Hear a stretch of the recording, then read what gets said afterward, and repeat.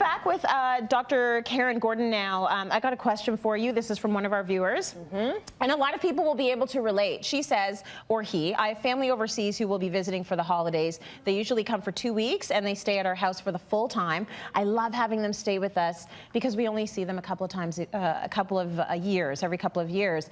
The problem is we're in the middle of a large renovation and I can't see them staying with us.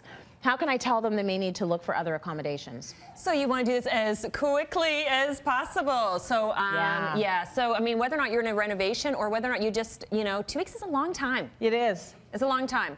It's your whole vacation, It's your whole probably. vacation. I was taught like 3 days. 3 days. That's reasonable. I know. Well, I don't know. That's what my mom said. 3 days is a good amount of time to stay with. I don't know. That's what I was taught. I like that. But that's I like that culturally lesson. different. Everyone's going to be a little bit different. So I would recommend them to pick up the phone, have that conversation, say, I really, again, that graciously respectful kind of declining. I really looking forward to spending time with you. Here's our situation. Can we just do a little brainstorming about how else this might look? Okay. So pick up the phone and make it a discussion. Yeah. Not saying you can't come.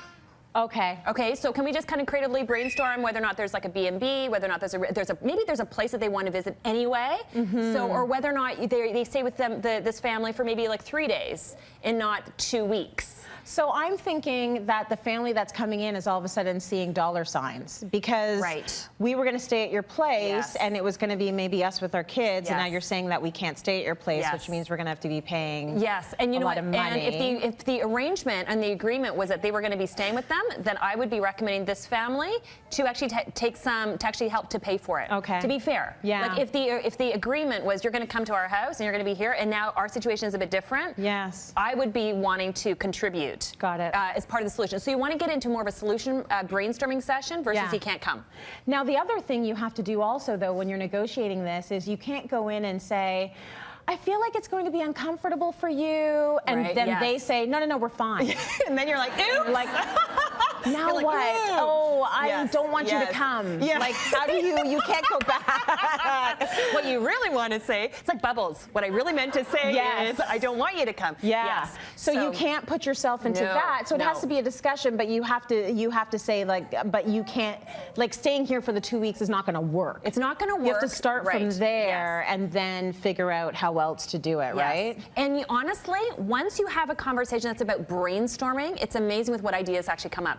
I had a friend that actually had something quite similar, and what they actually decided to do is they had another friend that was actually going to be out of the country. Okay. So they ended up actually using their house to kind of actually house sit.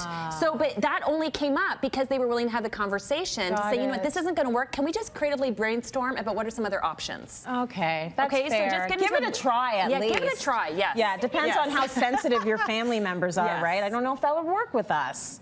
But I would try it. You got to try. You got to start somewhere. A for effort, Tracy. Thank you. Yeah. Okay, let's go to break. We got more coming up.